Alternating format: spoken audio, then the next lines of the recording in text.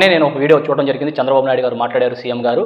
ఆయన చెప్తున్నారు 2 గంటల్లో పనిచేయడానికి, ఒక రోజులో 2 గంటలు పనిచేయడానికి మాత్రమే, ఒక నెల మొత్తం మీద 2 గంటలే పనిచేసేదంట వాలంటీర్లు. ఆ 2 గంటలకి 2,60,000 మంది వాలంటీర్లు గత ప్రభుత్వం పెట్టుకుంది అని చెప్పేసి వెటకారంగా మాట్లాడారు. 1,65,000 మందితో 3 గంటల్లోనే రాష్ట్ర వ్యాప్తంగా మేము పనిచేసామని చెప్పేసి చాలా గొప్పగా చెప్పుకున్నారు. సంతోషం, మిమ్మల్ని ఏమీ ఇబ్బంది పెట్టట్లా. 1,65,000 మంది రోడ్డు ఎక్కి ధర్నాలు చేసిన సంగతి కూడా మేమేం గుర్తు చేయట్లేదు. వాళ్ళు మీ వల్ల ఇబ్బంది పడుతున్నాం, మనం చాలా అన్యాయం అయిపోతున్నాం అని చెప్పి ఆందోళన చేస్తూ ముట్టలు చేసిన సంగతి కూడా మేమేం గుర్తు చేయం, కానీ వాళ్ళకి ఎంత పని ఒత్తిడి అయిందనేది మేము గుర్తు చేయం. కానీ గతంలో ఎప్పుడు కూడా నాకు తెలిసినంత వరకు సచివాలయాలకు సంబంధించిన సెక్రటరీలు కానీ ఎవరు కానీ రోడ్డు ఎక్కిన దాఖలాలు లేవు. గత ప్రభుత్వంలో 1 2 సార్లు వాలంటీర్లు మాత్రమే విజయవాడ లాంటి ప్రముఖమైన ప్లేసులో మున్సిపల్ కార్యాలయం ముట్టడించారు.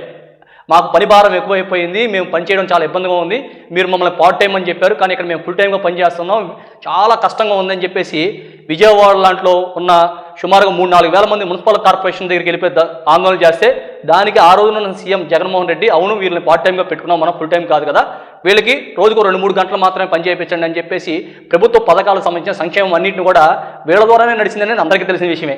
తెలిసింది కాబట్టే మీరు ఎన్నికల వాగ్దానాలు అమలు చేస్తున్నా చేయలేకపోయినా మాకు అనవసరం, కానీ అలాంటి వాగ్దానాలు చెప్పారు కదా, సూపర్ 6 అనే పదాలు చెప్పారు కాబట్టి ఆ సూపర్ 6 పదాల్లో చెప్పిన తర్వాత కూడా మీరు ఎక్కడో భయపడ్డారు కాబట్టే కదా. వాలంటరీ వ్యవస్థ గురించి కూడా మీరు ఎన్నికల హామీలో భాగంగా ఉగాది రోజున ఉగాది పచ్చడి తిని వాలంటీర్లకు వరం ఇచ్చినట్టుగా మేము వరం ఇస్తున్నాం, మీకు భద్రత కల్పిస్తున్నాం, మీకు 5,000 రూపాయలు ఏం సరిపోతే 10,000 రూపాయలు ఇస్తామని చెప్పిన పెద్ద మనిషి మీరు. మరి ఆ రోజున 2 గంటలు పని చేయడానికి వాలంటీర్లు అవసరమా అని అడగొచ్చు కదా, అవసరం లేదు కదా, ఆ రోజు అని ఉంటే బాగుండేది కదా. మీకు ఏదో లెక్క వచ్చింది, వాలంటీర్లు బలం ఏంటో తెలుసుకున్నారు, అందుకనే మీరు ఆ రోజున అలా మాట్లాడారు. ఈ రోజున మీరు గట్టెక్కారు కదా, గట్టెక్కిన మాటలు మాట్లాడతారు, తప్పేం లేదు, గట్టెక్కిన వాళ్ళు ఎవరైనా మాట్లాడతారు. కానీ గట్టు దిగడం ఎక్కువసేపు ఎక్కువ కాలం పట్టదు, దానికి కూడా ప్రతి దానికి కూడా లెక్క ఉంటుంది.